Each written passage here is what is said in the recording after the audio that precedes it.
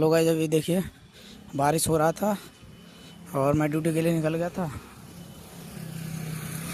बारिश का पूरा मौसम बना हुआ है, आप लोग देखिए पूरा बारिश हो रहा है और उधर भी बारिश हो रहा था, फिर भी मैं रास्ते में अभी निकल गया।